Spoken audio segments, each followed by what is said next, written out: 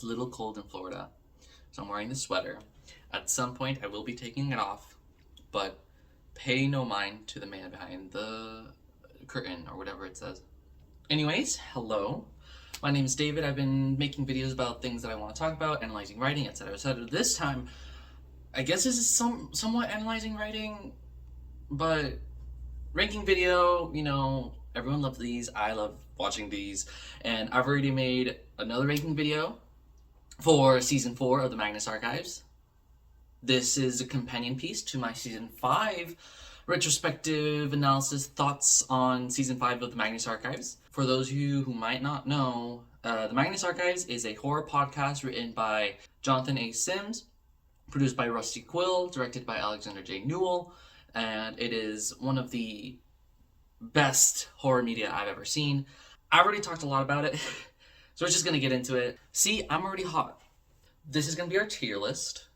I was debating whether I should keep the same tier list names, titles as I had the previous episode, but I decided to have like a little bit more fun with this one. So for the top S tier is going to be John Martin Happy AU. You know, this is the reserved for the places where it's like, this is so good, it's so good. And also John Martin Happy AUs are really nice and really happy because they're not horror. They're just happy, fun-go-lucky, lovely romance between two characters that never got that. So that's S tier. Like A tier, like the tier under that is going to be the distortion laughter, like this. Let. Of course, is the laugh that Michael and Helen do. I think I'm gonna probably. It's gonna be more like Michael's laugh because that's more iconic than like Helen's laugh, even though I like Helen more. But that's gonna be for like pretty good, like, yeah, this is pretty good episode type deal. Middle of the road ish, a kayaking Tim Stoker. Like, he is just kayaking. He's living his life. He's living unbothered, not dead, and it's very middle of the road. It's going to be the episodes that are very middle of the road for me. The next tier is treated by Dr. David. This obviously is talking about the Dr. David we meet in season 5, who is just this gaslighting, gatekeeping girl boss, spiral avatar. This means that the episodes here were treated by him, them, it, and are kind of like, just like the people that Dr. David is treating. So like, yeah, it's fine. I don't like Dr. David. Moving on. And the last lowest tier, lowest bad, is brutal pipe murder. This is me wanting to brutal pipe murder these episodes. Brutal pipe murder, obviously being... Do I need to show what these references are? You guys know what brutal pipe murder is, right? Moving on. I changed my shirt because it was getting hot. I also changed my pants because I was in pants because it was cold. But now it's not. Now that I've been doing stuff, I'm warmed up, and I'm sweating. Okay, so 40 episodes. We're gonna rank them all. Here we go. Episode 161, Dwelling. I'm gonna put it in a kayaking Tim Stoker. It's for the first episode of a season. It's pretty good. I mean, first, if you look at the first episodes of every other season, Anglerfish, In Too Deep, A Gift from Mr. Spider, and Far Away, 3 of them are pretty good. I don't care for season 2. Either way, if I had to do a mini ranking of the first episodes of each season, it would be Far Away, Anglerfish, Gift from Mr. Spider, Dwelling, and then season 2's it is In Too Deep, right? I have not checked that. Those are going to be my rankings for that. Anyways, so 161 Dwelling. We have John listening over tapes that he found that were like kept by Elias Bouchard / Jonah Magnus. Yeah, so there's the one that is his birthday. That's the picture here. That's his birthday. They're celebrating his birthday. It's kind of fun there because then you have Elias saying like, "Happy birthday, the archivist," instead of everyone else saying John. And then we have Gertrude warning the next archivist about the bad stuff and talking to Jurgen. So yeah, I mean, this one's pretty middle of the road for me. So kayaking Tim Stoker for me. 162, A Cozy Cabin. I'm gonna put in the distortion laughter. I think so. For me, 161 and 162 are very similar because it is just John going over like past stuff and like just hearing recordings and stuff like that.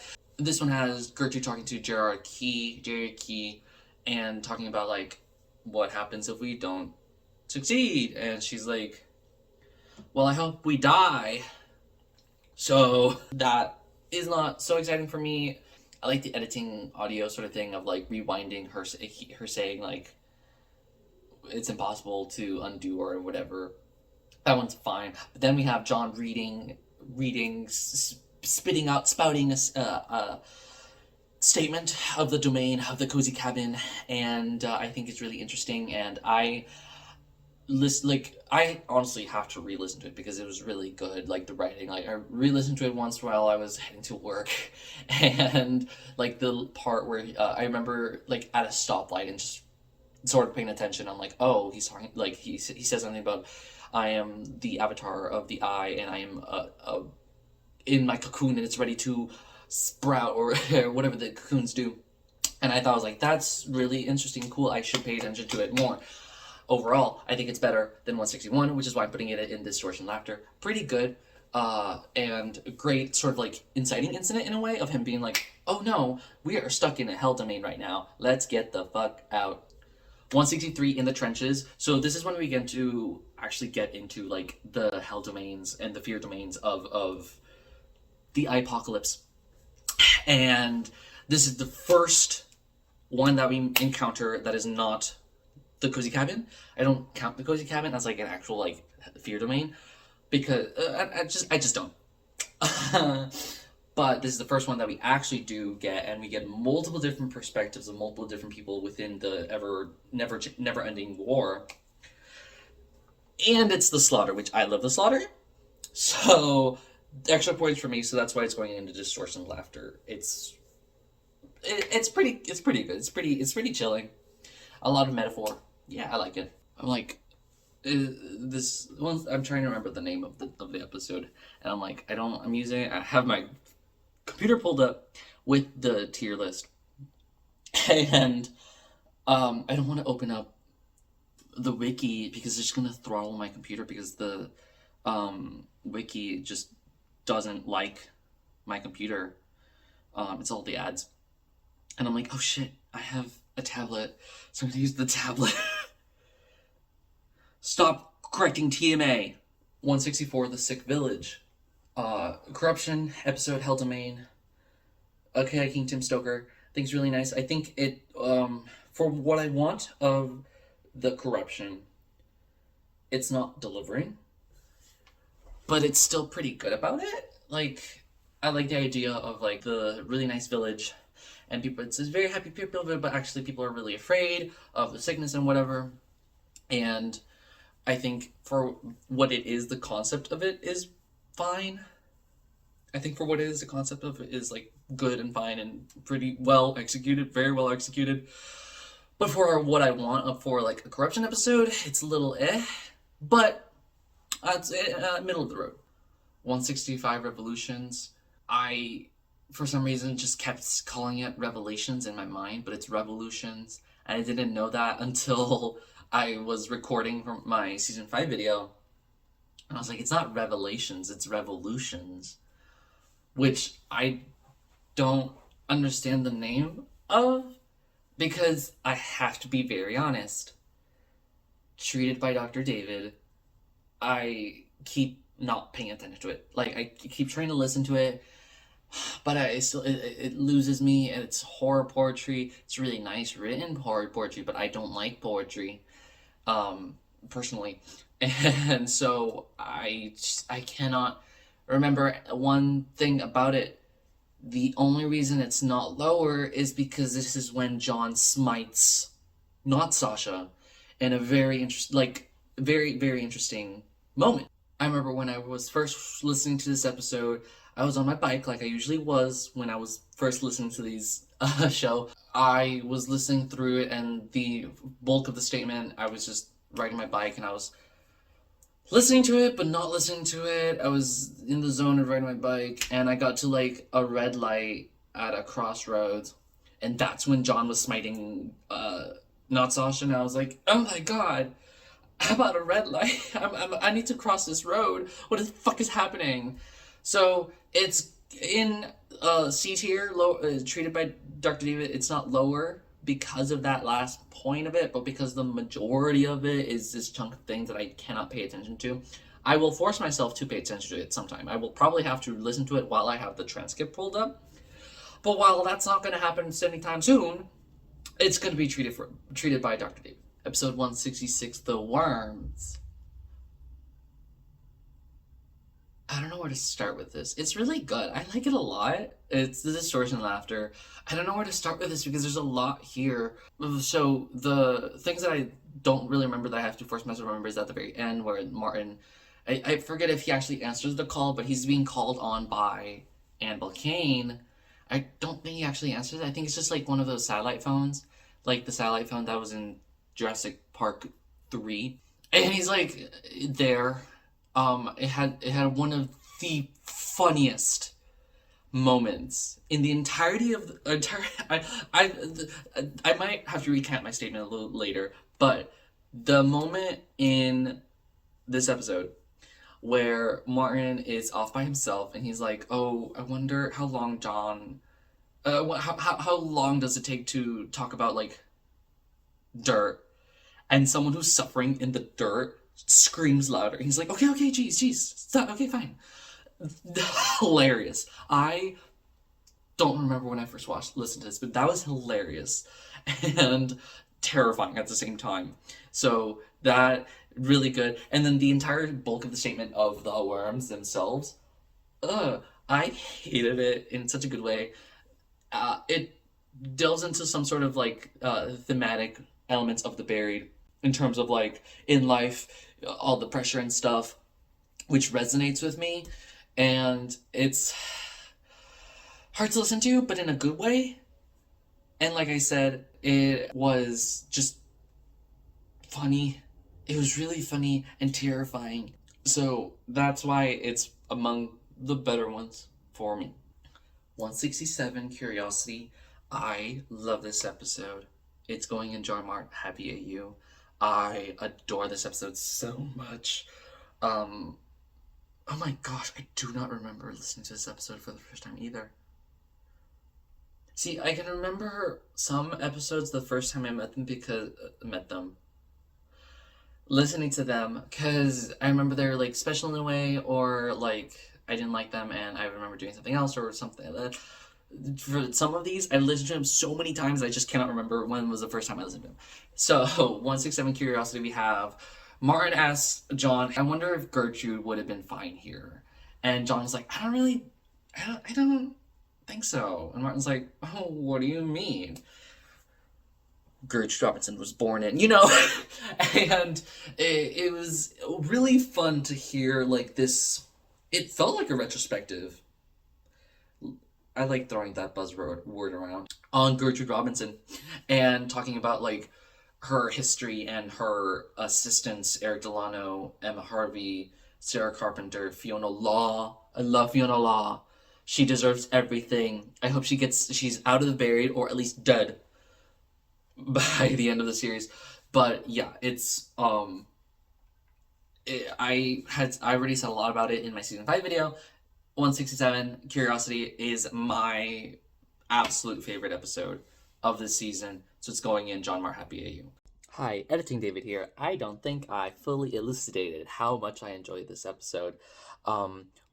We have mentions of Agnes Montague, which is always just an amazing thing, because also Gertrude had said in Infectious Doubt, when she was talking to Arthur Noland, that she asked him what is she like, what is Agnes like, and that she never met her despite all that she's done to disrupt the ritual for the distillation. But in reality, I mean, we can just accept that recording was done before she contacted Agnes to kill Emma, and that was the first time the first and only time they met. and like the way that handled it, and in terms of like Agnes was like, yeah, so I'm gonna kill this woman for you. Insane. Makes me go insane. What is up between Agnes and Gertrude? Oh my gosh. Like, you know what I mean? We also get sort of like a look back at the previous archivist. What was his name? I don't remember his name, but he was killed by the grinning wheel, and that was the first thing that Gertrude killed with fire, which there's a lot about like fire here too, and there's always the thought of like, if Gertrude was going to be an avatar of something, what avatar? I think Michael or someone threw around the idea that she was the lonely.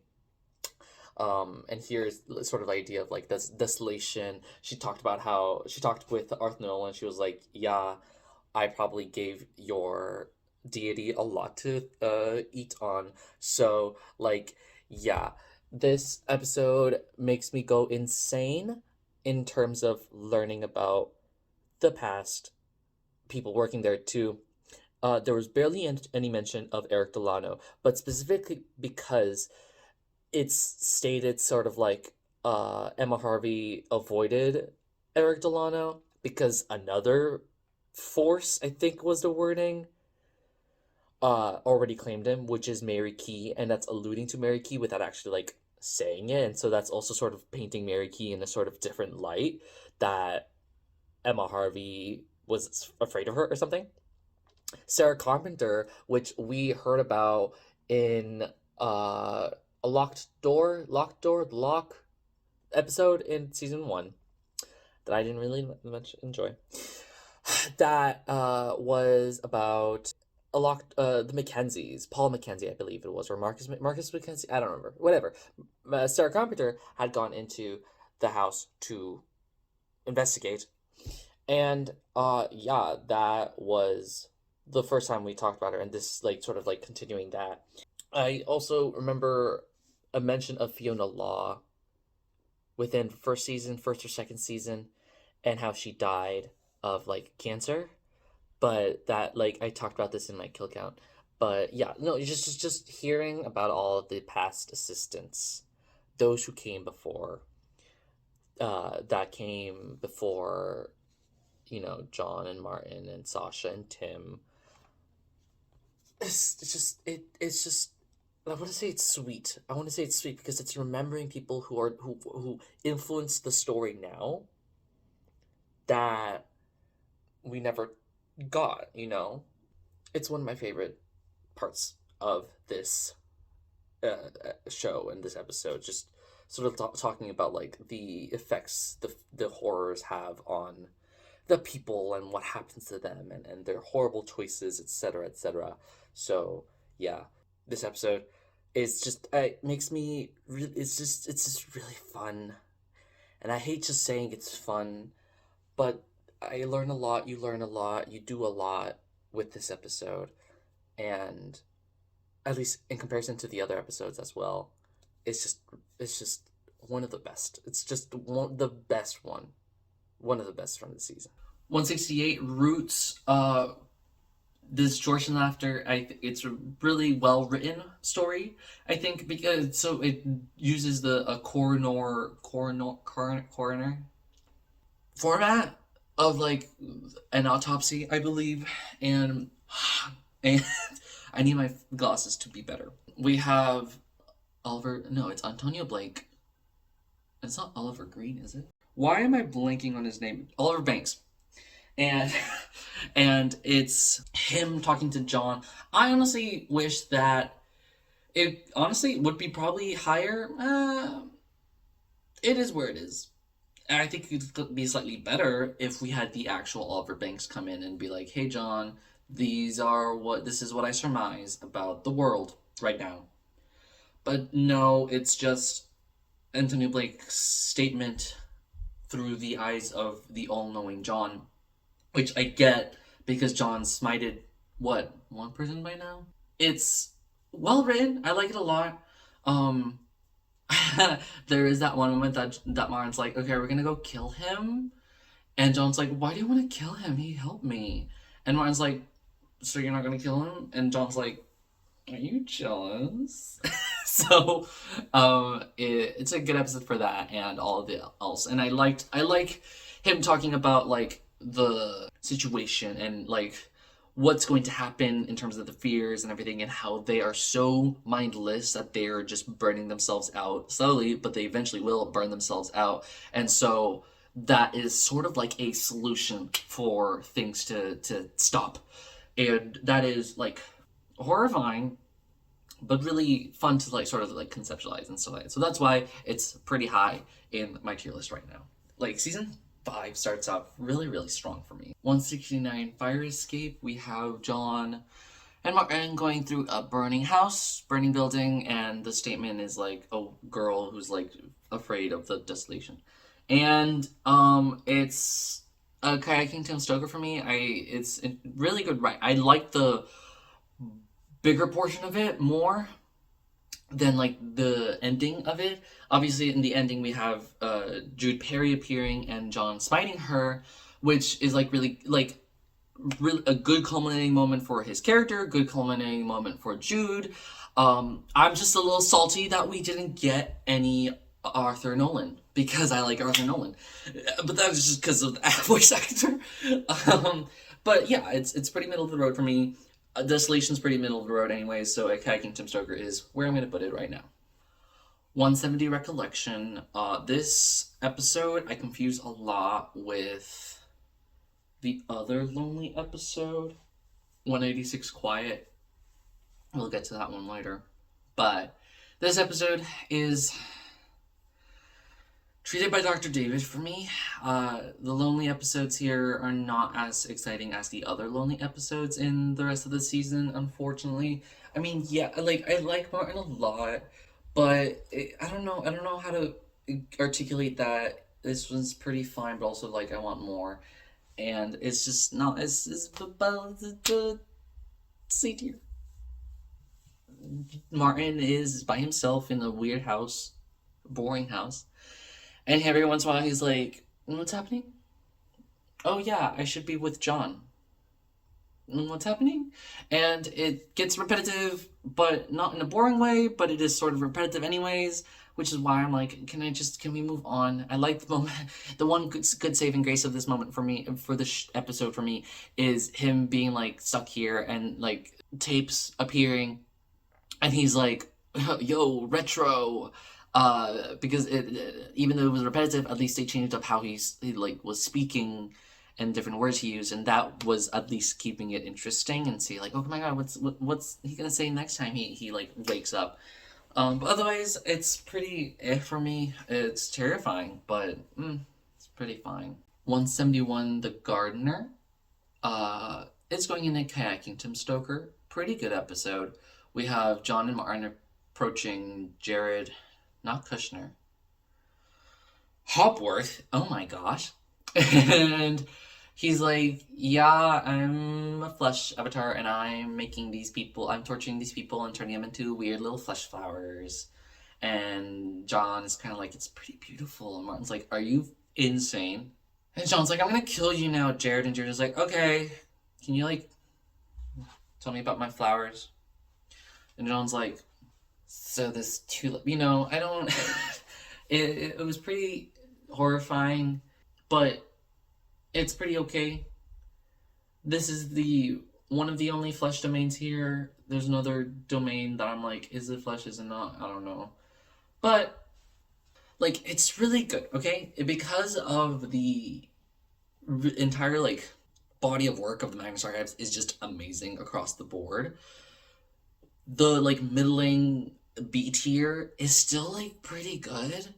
Only when you get into, like, C and D tier is when I'm, like, so we have a problem here type deal.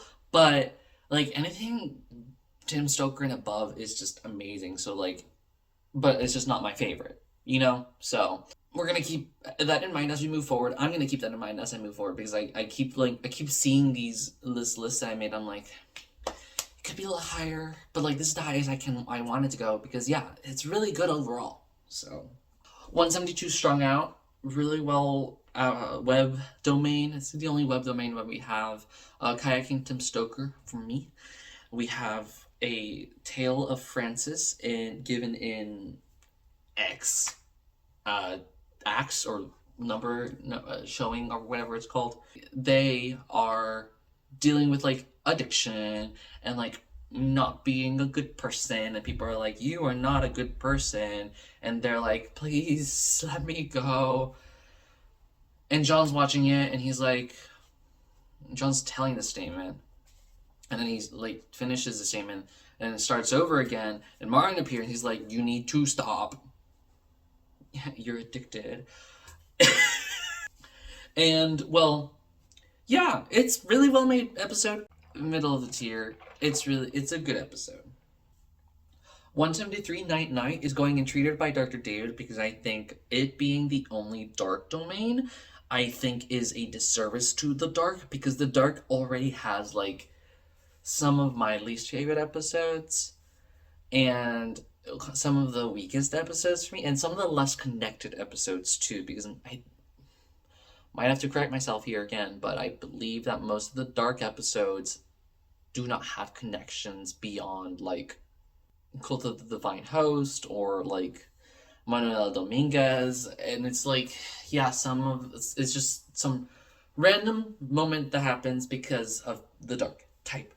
So this is kind of like, I think it deserves better, which is why it's going entreated by Dark David. I think the concept of it is really interesting about like, okay, we've seen where all like the adults are. Where are the children? Oh, they're right here being scared. And, you know, it sucks to like know about that, but like logistically, yeah, that makes sense. Like I said, I just want better for the dark. I think it would be in like Kayaking Tim Stoker if there was another episode that dealt with the dark, but there isn't, and because of that, it's getting bumped down because like 163 The Trenches is the only episode with the slaughter, and it's a really good episode for it. And this sort of same thing in terms of like 165 Revolutions, because the only one that deals with the stranger, obviously, because there's not enough for like, there's not enough space for all of them, but still, this is the only one that we have for the dark, and that's why I'm disappointed in it, which is why it is in this level. 174 The Great Beast, we have John and Martin walking through a vast domain. This is one of, I think, 2 or 3 vast centered episodes in season 5. I love the vast as well as the slaughter. Oh my gosh. And we have two perspectives of a woman who's trying to escape something huge falling from the sky, and her family is not being cooperative at all. That's the scariest part, is people not listening to her. And then someone, which I like that part, but then the second perspective is someone on that huge thing going around and flying, and I'm like, I don't get it. It's not for me to get.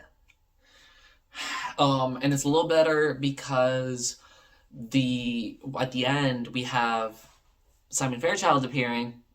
He flies in. He's like, hello, how y'all doing? I can't do his voice. and Martin's like, kill him now. And John's like, I don't. And Simon's like, oh, you're gonna kill me? Peace. It was really funny, really interesting. I also like that Simon Fairchild calls the giant monster over there Junior. I think that's really like, it's a good detail. I think, yeah. So yeah, it's going to Kayaking Tim Stoker because it's very interesting for me, and it's pretty good. 175 Epoch. This is the only extinction episode, and I think for what we have of the extinction in terms of like a body of work, which is very little compared to all the other fears, I think this one's probably one of the lower ones, but still pretty good. Every extinction episode is really, really good. So we have John reading out the like journal of this woman who's dealing with like stuff with like the extinction. And I don't feel why she's in danger. I think I can see her sort of like just being afraid of being caught by these things that she sees, or being horrified by the things that she sees, which I get. But I'm like, this doesn't feel so much as a nightmare as like real life. We're not gonna think about that, actually. We're not gonna think about that. That's part of the extinction right there. Anyways, pretty good Cat Kingdom Soaker for me. Like I said, is the only extinction episode, and for what it is, it's pretty good. 176 Blood Ties, putting it in the distortion laughter.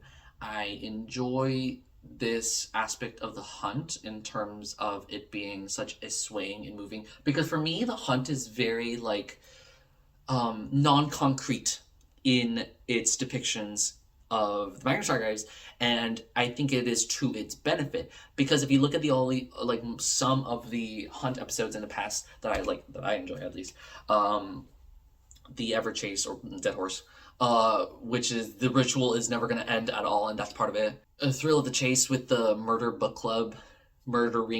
Club. So it's like this fear that is a fear but also a state of being, and it shifts and changes, and I like that aspect a lot, and it really like capitalizes on that in this episode. So we have Trevor Herbert appearing, and he's being chased by Basira, but he doesn't know it. I think he's just like running from Daisy technically, but Basira has been tracking him, and Trevor Herbert appears and Basira appears. Basira kills him, and she's like now back in the fold, and now they're gonna go look for Daisy, and we get like this whole confrontation between Basira and John, which is very intense but also very like familiar, and part of the reason why I think a lot of people dislike Basira, but I love Basira, and so this episode is really well made for me, so we're gonna put it in the A tier. 177 Wonderland. Brutal pipe murder. So, I am sorry. I know that a lot of people enjoy this episode. I know a lot of people love Dr. David. I do not. I think, so this is my least favorite Spiral episode. I've mentioned before, I don't know if I've talked about it on like this channel before, but I've mentioned before that I love the Spiral, but some of the episodes are my least favorite episodes. And this is one of them. And it's just, unfortunately, it's just, I don't want to be talked to like that. Some people like, if I try to analyze and think about it, some people enjoy this episode because they hear the thing that they fear, and they know that it is something, like,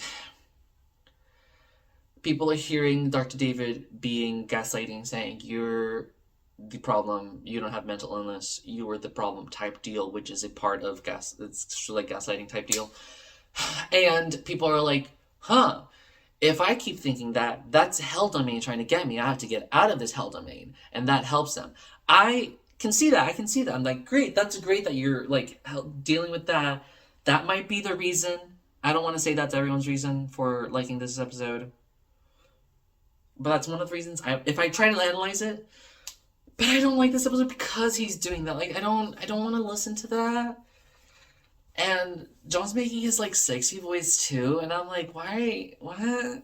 And then like they attack Dr. David and rip his face off, and he's like, yeah, what'd you think? What'd you think was gonna happen? And I was like, okay. I'm sorry, it's brutal pipe murder for me. At the end of it, I think they also like encounter one of Daisy's victims, and that's pretty intense and good, because then like this starts a conversation between Basira and John of like, you have to start looking at Daisy like a monster, etc., etc. And I wonder, is this? Yeah, I think this is the episode where like John talks about a guy who was running from Daisy and accidentally blinded someone because of his running away. I'm gonna check that actually. I was right. It is a guy who blinded someone when he was running away. Noah Thompson. And yeah. Oh, Helen also appears. I forgot about that. And she's like, yeah, Basira, you should come through the hallways, and I can get you Daisy right quick. And Basira's like, no, thank you. And they move on. Also, this episode is right after the hiatus that they had, which, like, like I said before, a lot of people enjoy this episode, and this would probably be like a highlight for them because we just had, oh my god, how long of a hiatus? September to November. A month. 2 months. I forgot October. 2 months. September 3rd to November 20th. Yeah, that's 3 months. Yeah, that's 3 months of waiting, and then you get Wonderland, and everyone like the people who like Wonderland probably be like, oh my god, I haven't had Magnus Archives for like 3 months, and then I get this gem. I thankfully was not like listening to it as it was airing. I listened to it last year, 2 years ago. Oh my god, and I was like, if I had to wait 3 months for this episode to come out, and this is the episode that I get, I would have been really angry. So, yeah. I have a lot of thoughts about this episode, and very negative thoughts, which, you've talked about me rambling on enough about this, so we're gonna move on. I'm so stupid. I was so angry about 177 that I didn't realize that when it's like in the wiki, I'm gonna show you a screenshot. In the wiki, it says that Act 2 it goes from September 3rd to November 26th. I misread that as the hiatus took place between September 3rd to November 26th, but wrong. It was July 16th until September 3rd, which makes it 2 months, I think? About 2 months. Which my point still stands, but it's not 3 months to 2 months. Point still stands. 178 processing line. I am overestimating. I'm overestimating this episode. I think it should be lower. However, it has a really nice special place in my heart. We have John. So it's going to be in distortion after, which is why it's like I'm overestimating. I think it should be in Kai Kingdom Stoker, but I'm putting it in distortion after because we have John Martin Brassier going through this really hell place. I believe it's like a flesh domain, like talking because it's like a guy who's like worried about his body being used and like getting like and it's the statement itself is fine. I like textually the statement is pretty fine, and then the after statement, the post statement where John and Martin Basira find another dead body and talk about that. They like start talking about Daisy, and Basira's like trying to like honor her memory, but also be like, I'm gonna have to kill her. She did bad things as well. And John's like, you have to only like you cannot honor her. You have to let her go. Yeah, you have to accept that she did bad things because the only way you're able to kill her is if you accept that she is a monster. And Basira's like, she was trying to get better, and he was like, yes, but unfortunately, the world that we are in did not allow that, and we just have to put her out of her misery, which sucks, but we have to. And that I talked about this before, I think, where I listened to this episode right after or right before I listened to on my like second or third listen through, right before 132 Entombed, where we have obviously John talking to Daisy in the coffin. And it really started me thinking about Daisy's character, and then I started really thinking about Daisy's character in season 4, which got me into writing the season 4 video, which got me all the way through all those videos to here and beyond. So this episode metatextually feels a lot better for me because it got me on this journey, because it got me started talking about Magnus Archives, because I wanted to talk about it to someone, to people who understand how crazy I am about this show. So that's why it's going to be in a higher position than I think it actually should be textually, but metatextually, it's better for me because of that. 179 Accomplice. Saying all that, saying everything I just said about 178, 179 is treated by Dr. David. I do think that the serial killing Daisy moment is handled with the weight that it deserves. Absolutely. It culminates as Bazir's storyline. It culminates Daisy's storyline. It's a good moment for those two characters. John and Martin are there. Actually, Martin is just there. John does get like attacked by Daisy, and used as like, I don't know, bait or like protection, and Daisy's like, Basira, join me in the dark side. I think it's very like implied that Basira like does want to, or like almost does. I forget where, but I should like there. I just remember there was the treatment of how she speaks and what she does, and John talking to her. Also, there's a moment where I'm like, oh my gosh, she almost went here. She almost went into the dark side here. And the statement itself prior to that of like a guy shoveling the things that he loves into a burning furnace. This is a desolation episode. In the episode, it's desolation for the statement, the hunt for Daisy, obviously, but the domain is a desolation episode, and it's very like this domain feels like a first draft domain of the fears. It's entreated by Dr. David for me for like. It's the sum of the parts is better than the whole, I think, is what I'm trying to say. But yeah. 180, moving on. Brutal pipe murder. The only saving grace for this episode for me is the very beginning where we have John and Martin going through the Acropolis. And John gets a little excited that he can't see what's going forward, so he gets a little moving forward faster.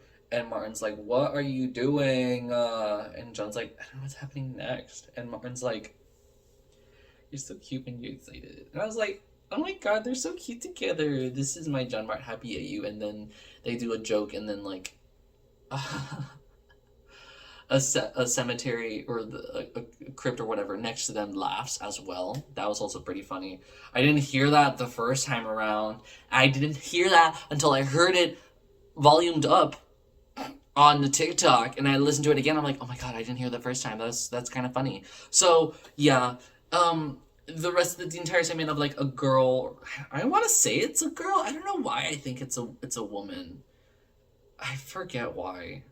But either way, somebody's going through the Acropolis and then goes to a funeral about a person who died who was really bad, but it's like, you can't talk bad about them. And this statement's a very combination of like the end and the I. I think it's mostly the I than the and for me, because it's basically like her talking, the person worrying about like what people will think of them if they say something bad about the dead. But it's also about the end because it's about like how you deal with death and stuff like that. And then the person comes, reanimates and bites the person in the shoulder.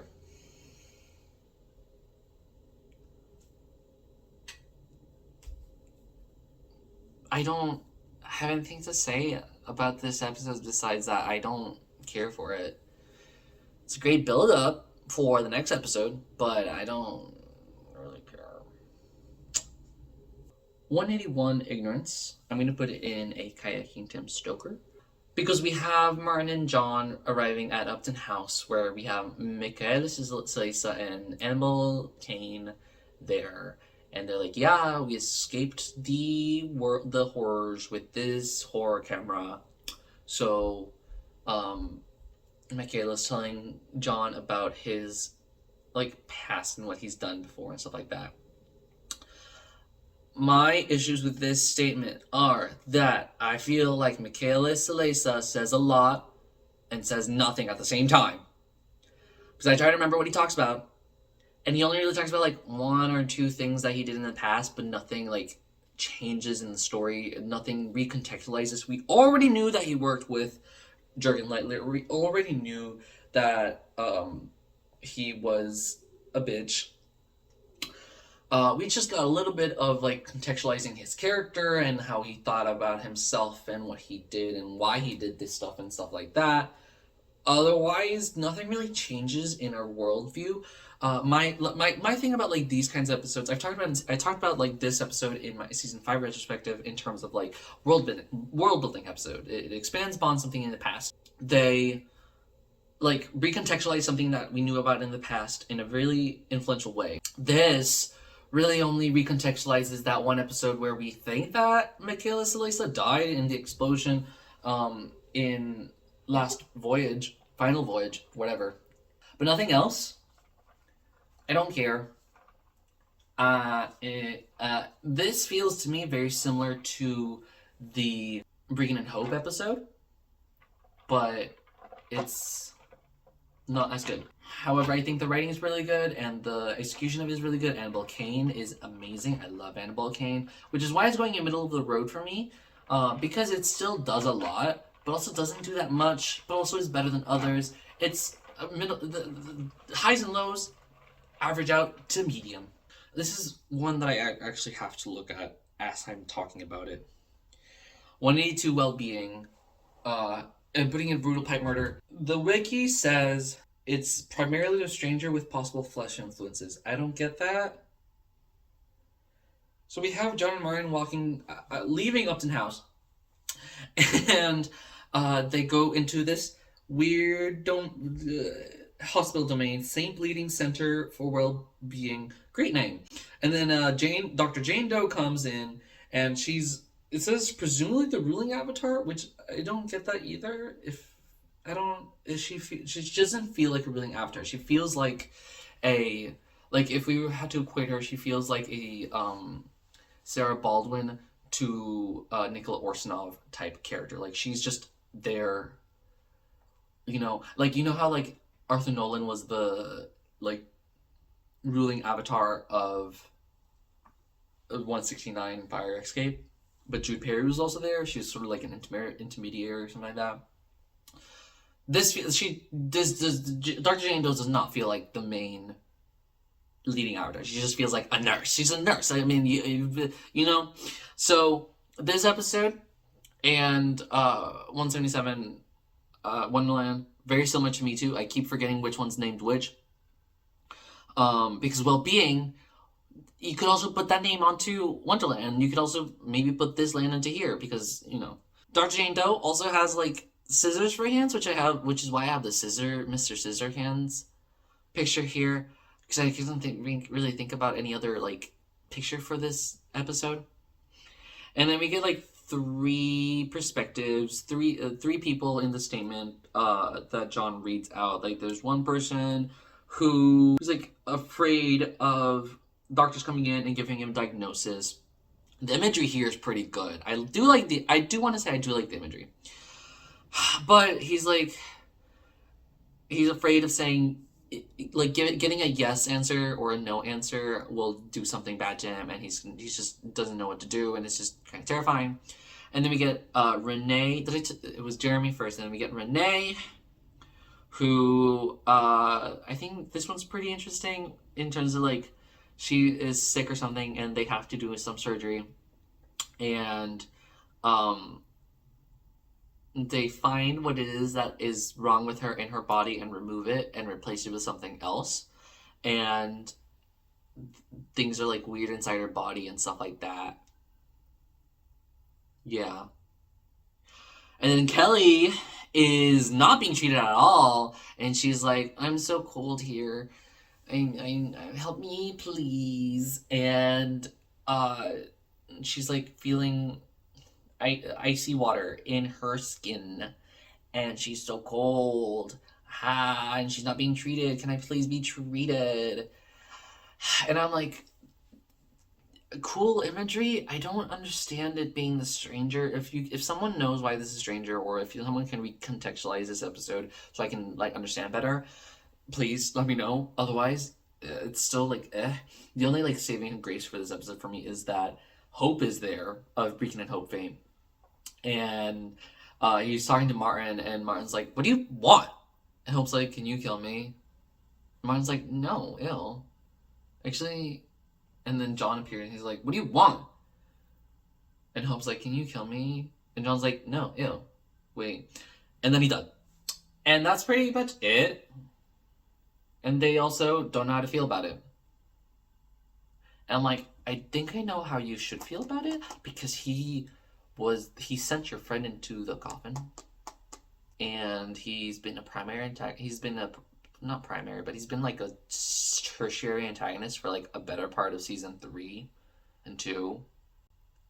He brought the coffin. He brought you the lighter. You should know that this is an enemy, and just because he's they didn't feel this weird when they killed Jared, they didn't feel this weird when they killed Jared, but Jared did less things to John and Martin than Hope did. Like, Jared helped John with his rib, but Breakin did a lot of damage. So why are you feeling that weird about it? I don't. It frustrates me, this episode. Also, I don't remember it very well, which is why I had to pull it up on the wiki. Brutal pipe murder. 183 Monument, we have John and Martin arriving at a weird architecture world, and Helen appears too. Really good episode. I think this is mostly the spiral, but I can't be fully sure about it. Kayaking Tim Stoker, for me, really well written. It talks about like a doctor and a professor who are like trapped in this place, and they're like, I know how to get out of it. And they talk about how this is a monument for people like Robert Smirk who try to understand the ununderstandable. And I think it's an interesting concept, and it's really well executed. We have Helen. Also, I love Helen, so whenever Helen appears, it's always like a point. And yeah, it's a really good episode. I don't really have much to say about it, besides like the writing itself is also really, really good. Which I could say that for any of these episodes. 184 like ants. So when I said that the Sick Village 164 is not what I wanted for a corruption episode, this is what I wanted. And it is going in Kayaking Tim Stoker. It's going to go on the same level of tier as 164. I think eventually I will rearrange them in terms of like which ones I like better within the tier itself. And I'll see if it goes in front or behind of 164. But either way, 184 like ants is, we have John and Martin going through a cave. There's a bunch of ants that are being ants, and this is the first time we'll actually like start thinking about like avatars and people who like court the fears and stuff like that. And it's like in terms of this episode, and we also get mention of the Admiral being an avatar in his domain as a cat, like a hunt domain or something like that. And it makes sense, and I think it's really interesting that there's like the entire avatar is just a swarm of ants, and the people being tormented are Jordan Kennedy, obviously, who is afraid of ants in general and just wants to kill them, and they're all swarming around him. He's like, I need to get out. And then someone who is part of the ants who is afraid of hurting them, but there's so many that he can't do anything without hurting them. Which I'm like, why didn't he become an avatar? But maybe it's because it was more in terms of loving them versus using them for fear or something like that. Either way, it's interesting. I like it a lot. I especially like the last part where it's Jordan and John and turning Jordan into an avatar. And I think that we should have more Jordan Kennedy. I think his voice actor is really interesting, and I think that Jordan Kennedy deserved better than just 2 episodes, especially because his last episode he appeared in was in was it 55 Pest Control. And if John wanted to be like, yeah, I want to save him, I think he should have had like 1 more episode at least to appear. But it is what it is, and really well executed. 185 locked in, brutal pipe murder. So on October 26, 2020, there was a shooting and killing of Walter Wallace Jr. in Philadelphia, who was an African-American man who was shot by 2 police officers. 2 officers were arriving at the scene to deal with a domestic assault call, 911. And the man, Wallace, stepped outside with a knife, and the 2 cops attempted to de-escalate and ended up shooting and killing him. His family was stated to have... His family said that he was dealing with mental illness and bipolar disorder. And this is, of course, one of many different moments within the United States that African American people have been shot and killed by cops, which is in great contrast to the amount of white criminals who have been apprehended non-violently and taken to police. So there was a statement before the episode. It was a statement a week prior to the episode, October 26th, that Alexander J. Newell said that in wake of this event, they're gonna postpone it because despite the episode not dealing with like race or death, it still deals with police and police brutality and they were like, let's hold off on this episode. They released a transcript so people could like read it and like look at see before there's any sort of like trauma that they cannot deal with, etc., etc. So yeah, this episode was released a week later. I do not hear anyone talking about this episode ever, and I think it's for a good reason. So John talked about Johnny Sims himself, the writer, talked about how he began writing this entire story. He was like, I'm not going to use trauma as a way for fear, but then he accidentally fell into that for this episode, and I totally get it. I don't like this episode a lot, at all.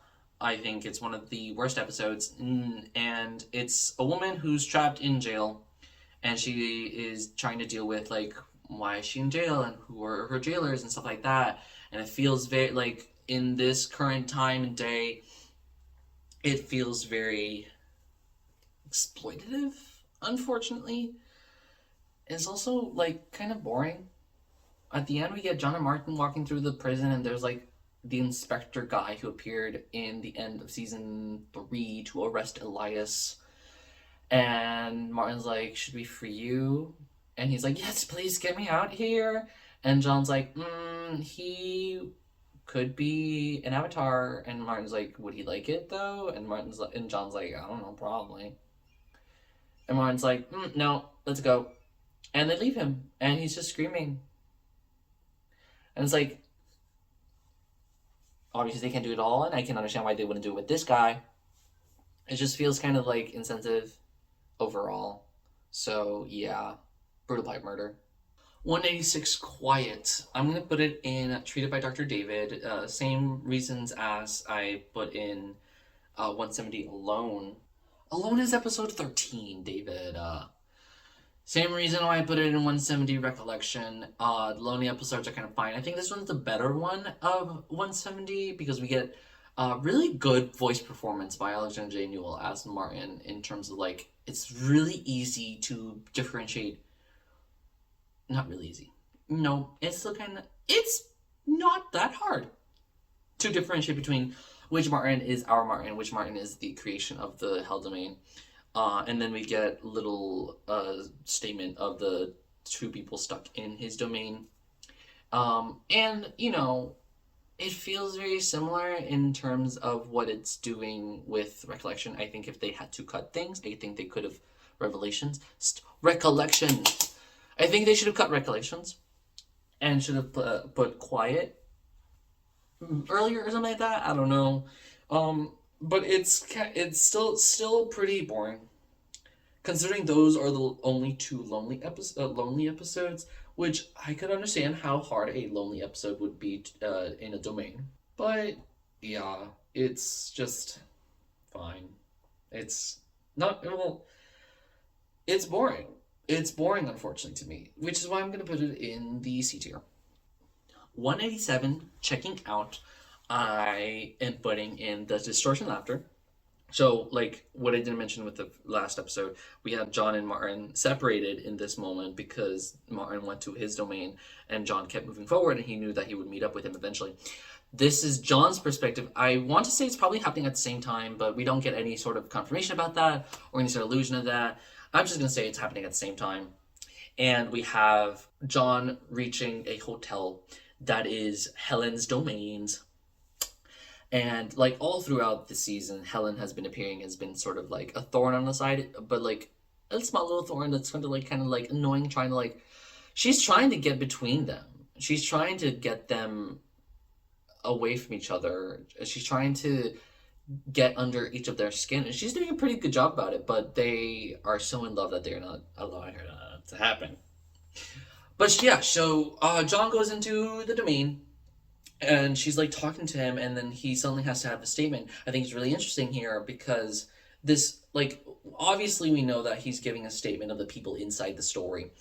But this is the first time that we actually like get a full, well, you could do it with ants. You could see that with ants, but here it's a lot more like pertinent that the person that's giving the statement is an active member, an active person that's moving around and stuff. Then because we have John reading, saying the statement in this hotel, and he talks about how this woman hears a voice droning on, and she appears in the audio. She's like, "Can you help me, please? I'm looking for my daughter." And he's like, "I'm sorry, your daughter's not real." And she's like, "No, it can't be." And Helen appears in person, takes her away. And then Helen's like, "So you weren't supposed to see that." And John's like, "Is this why you wanted me to be here and not Martin? Because Martin would tell me to kill you because seeing a person suffering would convince him to kill you." And she's like, maybe I want to also kill you too." And he's like, "You can't. Sorry about it." And then the last few moments of this episode is really fun because then he's like, he asks her if she's afraid, and you can hear the creaking of the wood in the world around them. Creak. And she's like, "No." And he's like, "Is that a lie?" And she's like, "No, get out of my place. Get out of my apartment." And he's like, "I'm going to use this lie to kill you." And he does. Which is the end of Helen, which is really sad. Also, I liked Helen a lot. But also, like, it made sense. She's getting a little evil. So, yeah. I like this episode a lot. And it's good. Like, if we look at the past statements, most of them have been pretty but this one's pretty good. Yeah. 188 center of attention. I'm gonna put in Kayaking Tim Stoker. It is a fine episode. We have John and Martin arriving at actually at the very beginning, they're walking through like a suburban hellscape and suburbia. And Martin's like, it's pretty nice in here, isn't it? And John's like, you don't know the horrors behind the walls. And Martin's like, all right. And then they transition into London, which I think is really interesting. Or did that happen in the last episode? That happened sometime. And that was really interesting to like hear like the transition of changing domains. And now they're in London, and there's a bunch of cameras everywhere. It's the center of the eye, center of attention. And the statement is this woman who is living in London, and she keeps feeling watched and stuff, and it's kind of like anxiety inducing. And then she like gets fed up and attacks her wall, and there's like an eye, and the eye like looks at her, and she like stabs the eye, but her hand goes through and the eye consumes her. And it's like, that's simple but effective. So yeah, it's going in the middle of the road for me. Really well written, at least. And then John's like, "Is this the show that you wanted?" to the cameras, and they do not respond. He's like, "Oh, okay." He's being all dramatic and stuff, which is really fun. 189 Piers, treated by Dr. David. We have John and Martin arriving at the Panopticon, and they're like, where are we gonna go? How are we gonna get into this? How are we gonna go into the tower? And this dude. And John has to step away for a statement. His statement is some religious guy, priest, who's dealing with like a pandemic or like poverty or something. And he goes to like a commons area that is like some UK government stuff. And I'm like, I don't get it. It's not for me to get, and I'm bored. Which is why it's going treated by Dark David. At the end, Martin appears and he's like, "Hey John, you should see what this thing is over here." And John's like, "What? I can see everything. What are you talking about?" And he's like, just come. And he's trying to secret John away so he can go into the tunnels where he can see Melanie and Georgie. they're back now. And then we get into another hiatus. So this hiatus lasts from November 26th to January 14th, which is, so if we're counting at the end of November, December, January, only like a month. That's pretty good. Still, a month of waiting, and then we get 190 Scavengers, which I'm putting Intrigued by Dr. David. Yeah, it's like, yeah. They're talking about the people in the tunnels. And the picture I have here is because they mention a evil grocery store that they can get food from.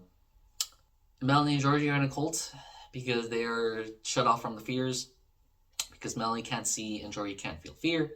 And there's people who are cult members who think that they're messiahs. I'm immediately just going to talk about 191 as well. What we lose. 191 is worse than the last one. This is going to be brutal pipe murder. 190, 191 feel very similar to me. 191 is the worst one because we already had a full episode of talking about all these scavengers. And we're going to keep talking about them. That's great. That's great. The picture I have here I chose is because this is where we talk about the Admiral having his own fear domain. And yeah, I don't really know what else to say about these two episodes. I wanted to place them in different locations because I do think Scavengers is a really interesting episode in terms of like cult stuff. But 191 is the same thing, so I'm like, why are we still here?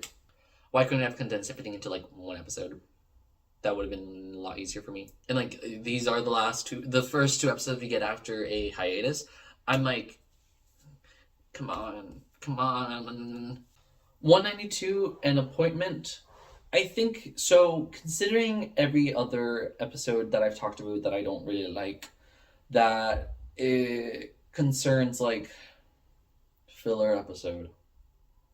This is the most filler episode. No. The most filler episode is 191. This is the most clip show episode, which is why I'm putting in brutal pipe murder, because we have John and Martin going into Panopticon, and they see Elias. Well, they don't see him yet, actually, at that point. They get to the door, and Rosie Zampano is there. And she's like, I can't let you in. You need an appointment. Episode, name of the episode. And John's like, all right. And then he turns around and he's like, anyways, Martin, so this is a story of Rosie Zampano. And it's a clip episode. It's a clip episode. We just redo everything that happened in the past. And I'm like, I don't need this. We just recap, like, we get a little contextualization of who Rosie was before she came to the Institute and why she was hired by Elias, and what happened to her afterwards, what happened to her now, and her feelings about everything that happened during the last 4 seasons. And I'm like, I don't need a recap of this. Everyone listening to this show is already insane enough to not have to get it re-spit out with a framing device of Rosie Zampano, Elias's assistant. You know, so yeah, I don't really have a good opinion of this episode. 193, A Stern Look. We just had a run of really okay-ish to pretty bad episodes, and then we all of a sudden get 193, A Stern Look, which is going in genre Happy at You. I talked about it in my season 5 video because I really liked it a lot, because it you have I gotta stand up for this. So this is my second favorite episode. 167, Curiosity still stays being really good.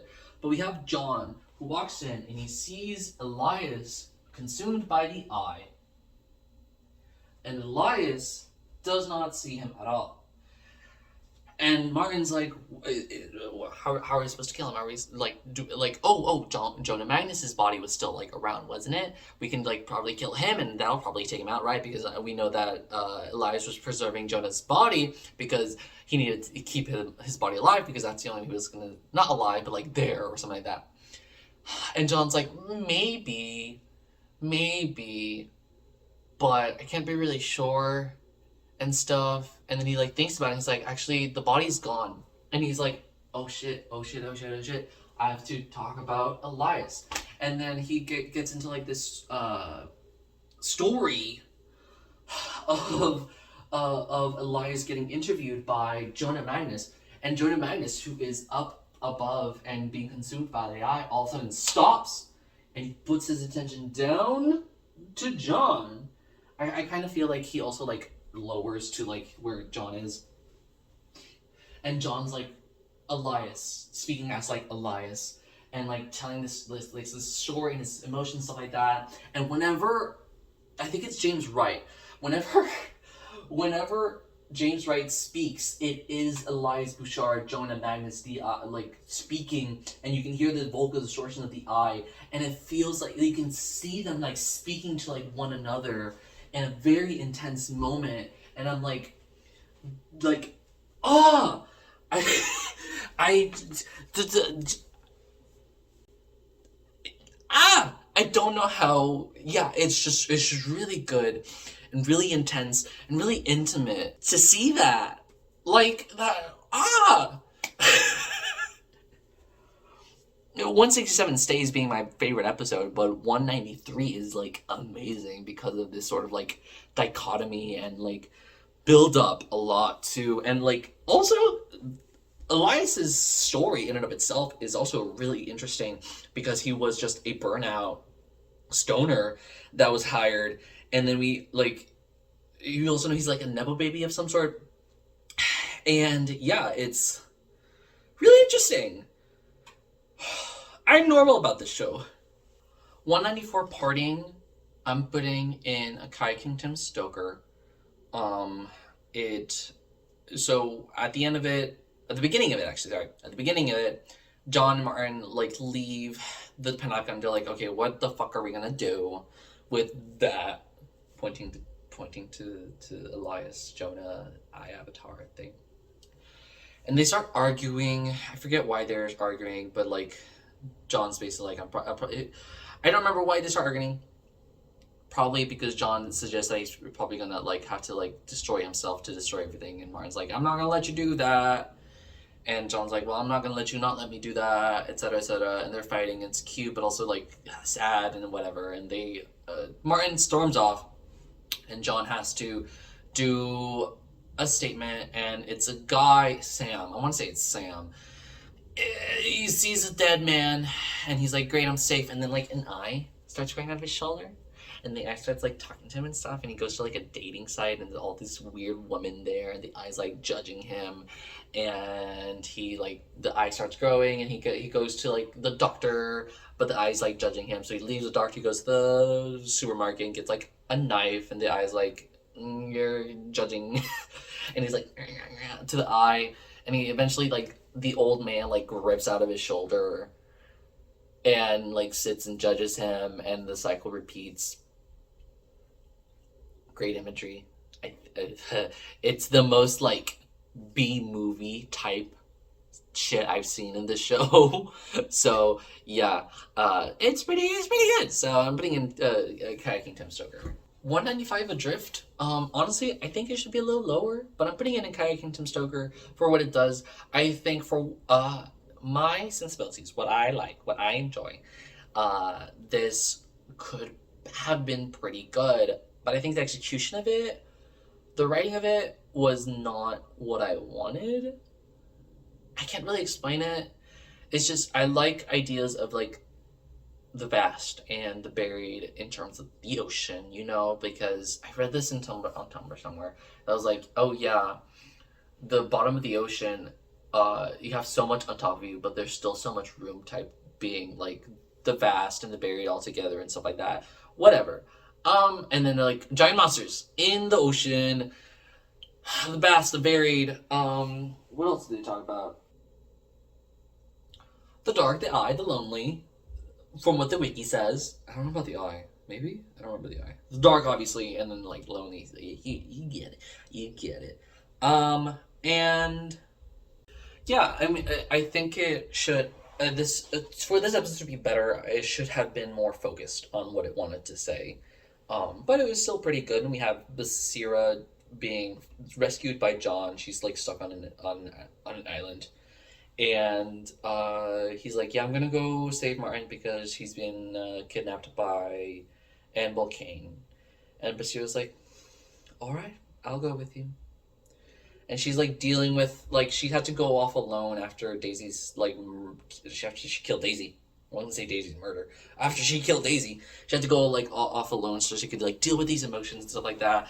And she's now like a lot better, and obviously like back to being somewhat of friends or something like that. And yeah, like I said, I think that if they were more focused on what the statement wanted to be, I think it would be a lot better because I like the concept that they're talking about. Either way, Basira's back in the game, and that's what I care about. 196, this old house. If I think about it critically, I think this is better than 193. I'm gonna fight myself about that. Even though whatever you just saw, that is contradicting what I'm saying right now. 196 is really, really good because we have John Mar Happy AU. Sorry about that. Yeah. We have Martin and Annabelle at Hilltop Road. And I love Annabelle because every other word that she says is a question that makes Martin frustrated. And yeah, she's like, I'm here to enact a plan, so you're here part of this plan. I wanted to fill you up with spiders. And Martin's like, what did you just say? What did you just say? She gives him a statement to read, like a full actual paper statement, which, you know, retro. And he reads it out, and the way that he reads it at the very beginning, to me it's very similar to like Morse code messages, or like him saying stop. Talked about it in the last video. And then we talk about like the different avatars that were that lived in this place, that did stuff that caused more rips and tears in reality, which is just really beautiful imagery. And like they say so much about each of the avatars in so little time, and you can tell so much about them. Because first we are told about Yoa, who was someone who was a Saxon who fled the Mercian king, who went to this place and then like slipped through the crack into another dimension, another world that was the same as his, but like different because the Mercians were still there, and he was killed by the Mercians. And then the next person to be there was Jeffrey Neckham, who was a scholar from the university, who was studying like things. He thought that like it was acts of God, and he was getting pretty close to like learning about the fears, but he had such a like straight mindset of like this is religious in nature. And how did he die? He was just killed by like someone in the dark. But because of his like sort of like investigations, it brought the attention of the web, the mother of puppets, the great spider, and then from there was a sculptor of puppets who is either Avatar of the Web or Avatar of the Stranger, one of those two. I think it was Stranger.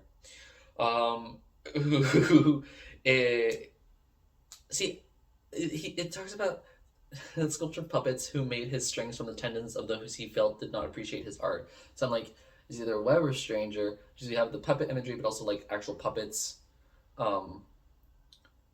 dancing around in mocking effigy, which feels very Stranger to me. He was killed by his crusading hunter of the Reformation, who was bisected by his own woodsaw. Slaughter, all that's very Slaughter.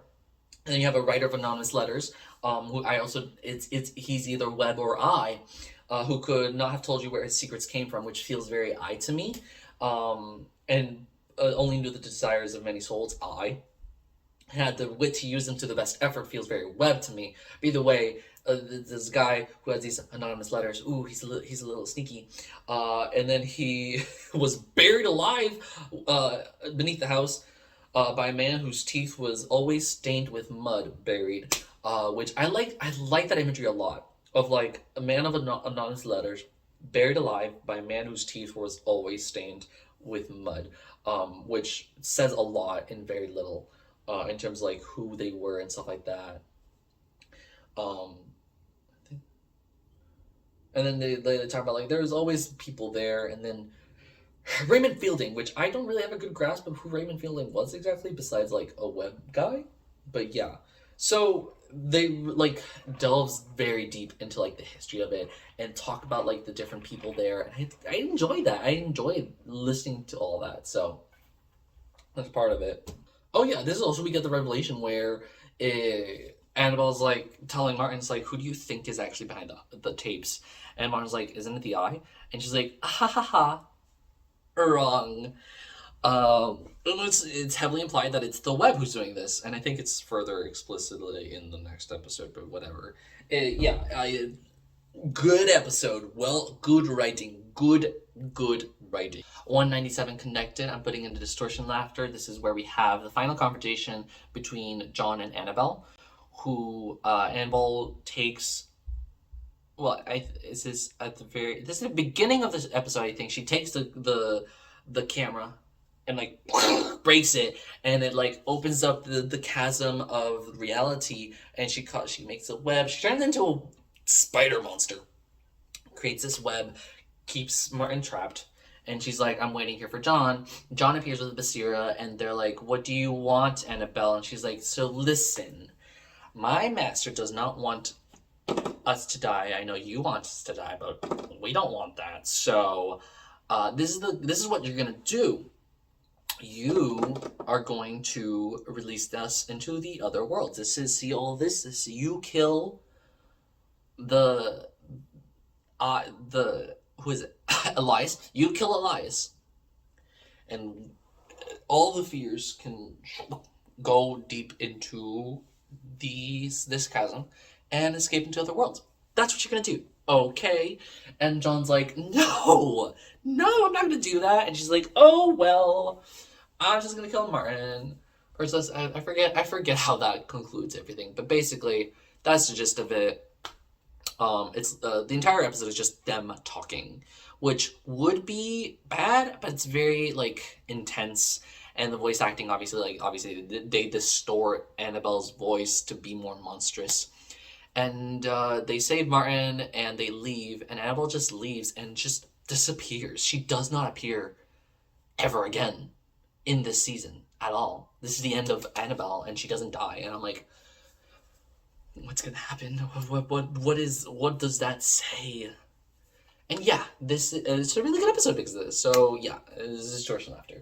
It's leading up to be like a really good ending, except for 198 Precipice. Another filler episode.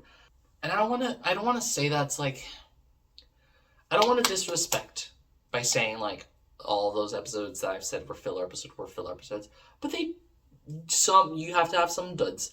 Unfortunately, that's just how I feel. I feel like I have to defend myself. But yeah, this feels like a filler episode because it doesn't accomplish anything that more than just like moving the characters. Brutal type murder. We have John, Martin, and Basira scaling a cliff face, and they're like, we can't move forward. The stairs are gone. We have to jump. They do. John stays on there to do a statement of the vast to people jumping, and it's very, to me, being afraid of falling. We've dealt with this. I don't need to know any more. And then he falls. They're safe, and they move forward. They move on. The end of this, and I'm like, okay, great. This is episode 198. Okay, 199. Seeing it through is not a filler. It's a penultimate. It's pretty fine. I'm putting it Treated by Dr. David because it is just a bunch of talking. It's setting up a lot of things, and it's definitely setting up for like a big confrontation and a big ending, and it makes sense why everything's happening, and etc. etc. It's kind of boring. Not gonna lie. It is what it is. We set up the lighter and John not having it. And it's, yeah, I don't really have much to say about this episode, which is why it's not as bad as like all the other ones in this place. But yeah, I cannot, I don't really have anything to say about this episode besides it's just talking. I mean, they talk about like the different routes they can do, like either letting John take over the world and killing everyone, John taking over the world and then killing John to let everything escape, or what was the other one? Letting it happen, I think, was the other option. I'm wrong about that, but whatever. Yeah, it's setup. It's setup. And setup is setup. And you need setup. But if I'm gonna rank things like truthfully, that's where I'm putting it. Episode 200, Last Words, is going into Distortion Laughter. It is a really good finale episode compared to the other finale episodes. If I had to rank finale episodes,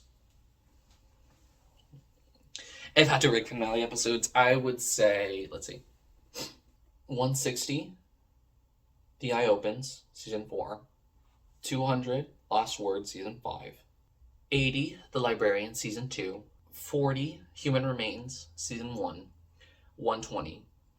I don't even remember the name of that one. Season 3. 120, I don't like that one. Worst episode. One of the worst episodes. Whatever. That's my ranking for that.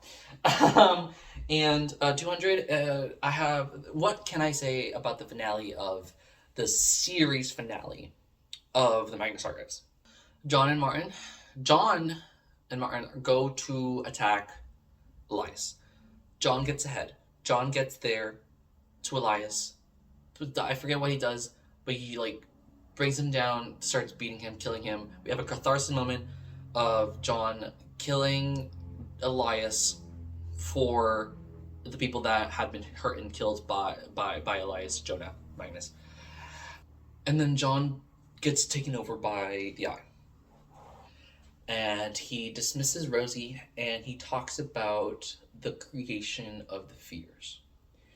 And he doesn't explicitly state the fears as per the Smirks 14, but he does discuss the growth of the fears and like the type of fear, not like the fears like the dark or the slaughter, but what they signify. The fear of their own end, of the things that lived in the darkness, became a fear of the darkness itself. They learn to fear what their eyes might deceive them or show them too much. So too did they learn to fear the unknown figure, the silence when they were alone, when they found fire, the bright ignition of hope and home and progress. The thing that was fear gorged itself on a newfound terror once again. And it just talks about like the growth of the fears and stuff like that, and it builds into power, the eldritch horror of eldritch gods of fear, then into the people who begin using these gods to power themselves, such as a hermit who emerged and brought the depth of night with him whenever he trod, or a pestilent chieftain who found her breath sloughed from her body and rotted whatever it touched, a warrior driven from their village who found their face as smooth and shifting as the sands of their home. It's like these people, like it talks about like in very loose terms, the people who affected the avatars of the fears, and then it went from that into like the fears pushing for more, and the avatars beginning to search for more to do these rituals and stuff like that. And eventually, because of how things started like progressing, the web was the only one who could actually think, because most of the fear of the web is dealing with like how people connect and using people and stuff like that. And obviously it began to think and became sentient, and then it made plans and made plans to make plans to make plans, leading to choosing the fear that was most gullible to want to consume the eye, and creating this ritual to release them into power. Because eventually, with so many people doing the rituals, eventually one of them is going to succeed. And if that happens, everyone is fucked. Even the fierce, because like Oliver Banks said, they're going to consume themselves and kill each other eventually. And so, like, they have to escape, and so they create the web creates all of these plans and contingency plans and stuff that build into each other that create what's happening now. John's like, and I just have to let it escape. But in reality, I can't. And he like comes down from that like high of information. He's like, I'm gonna kill myself to stop everything. To like kill the fears. And Martin up here, he's like, why are you doing this? You promised me that you would try everything to not die. And John's like, this is the only way. I made a decision. It is the only way. If you hate me, you hate me. I have to do this. I love you. And Martin's like, I cannot let you do that. And he's like, that's all right, because they are already going to start the, Melanie, Georgie, Basira are already going to start the explosion. It's going to destroy the tower. It's going to kill me, and we're going to end it. And Martin's like, okay, yeah, but I already told them to do it. And John's like, what? Oh, well, they can't do it because I have the lighter. And he's like, where's my lighter? Georgie took the lighter in the last episode, which is part of the web. And so John's like, okay, I've been defeated here. I can't do anything. John's like, you have to kill me now. Martin's like, I can't do that. And John's like, do it. Do it. And he does, and he gets stabbed in the eye, and everything just like crashes. There's explosions. There's a lot of things happening. It's kind of hard to know what's happening. And they say I love you to each other, and everything comes down. And then the tape starts up again, and we have Basira, Georgie, and Melanie walking through like clearing the rubble and stuff, and they find the tape. And they speak to the tape, and they're like, I wonder where they went. And they're like, oh, it's probably best that they're not here, because look what happened to Simon Fairchild over there. Hey, what happened to him? Can you let us know? I want to know what happened to him. I think it'd be really funny. It's also like, the imagination's better than what is true, but whatever. And everything's back to normal. The status quo has been returned and changed. The fears are no longer in that world. They have been escaped. Basira picks up the tape and she's like, well, whoever's listening, good luck, and I'm sorry. Or I think she says good luck.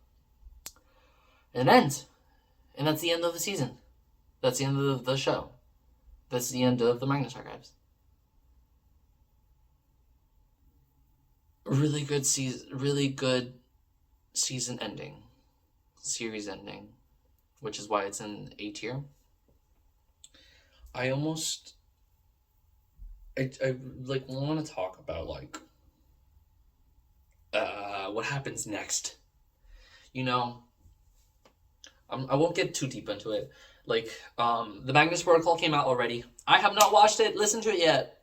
Do not scream at me. It came out the same time that my D&D game started, and that went until midnight.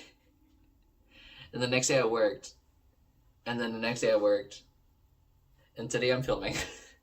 So I'm not listen to it. I will eventually soon, and maybe talk about. I'm doing promises that I cannot keep, but I want to talk about the episodes if there's anything to talk about on this channel. But yeah, this ending ended this series. It's a really good episode. I'm not going to get into any further of it because we're doing the rankings. But yes. So yes, this is the final ranking, reorganized. As you can see, I made a decision. 167 is the best episode of the season. 196 is second best, and 193 is third best. I think that different days and different emotions, these episodes can switch around. But for now, my S tier for season 5 are these 3 episodes. For Distortion Laughter, this is the order that I've made it now. The best one is going to be the finale. The least best one is going to be the Blood Ties. Akadachi and Tim Stoker. The best one's going to be Ignorance because of everything I talked about. And then the worst one's going to be Center of Attention. These are all like pretty well made and pretty good domain episodes. And these are sort of like a default in terms of like, it's not amazing. I don't really like these. I don't love these. I like them. I don't love these, but I don't hate them. I don't dislike them as the other two tiers. So there's that. In Treated by Dr. David, the best one's going to be 199 because, like I said, like it is set up and we need setup. So it's the best one out of these. And Appears is the worst one of these.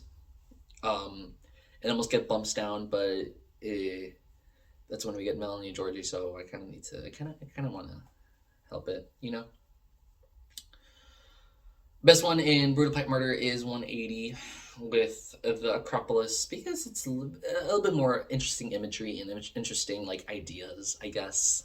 And also we get, like, the cute John and Martin moments. And then 185 is the worst episode of this season for me because of how insensitive it is. Yeah. So this is my ranking. Let me know what you think of the season, if you agree or disagree with any of my rankings. Which episode is your favorite? Which episodes would you rank higher? Tell me why you think that 177 Wonderland deserves a better ranking, because try to convince me. What's that meme of the guy who's sitting? He's like, try to convince me. Yeah. And so I will eventually, hey, let's make more promises I can't keep. Eventually we'll be talking about the other three seasons, probably in a row, in chronological order now. But yeah. Thank you very much for joining me on this journey through season 5, through this journey through the apocalypse, through the ups and downs of John and Martin's relationship. And hopefully we all find ourselves within a John Mart happy AU. Thank you.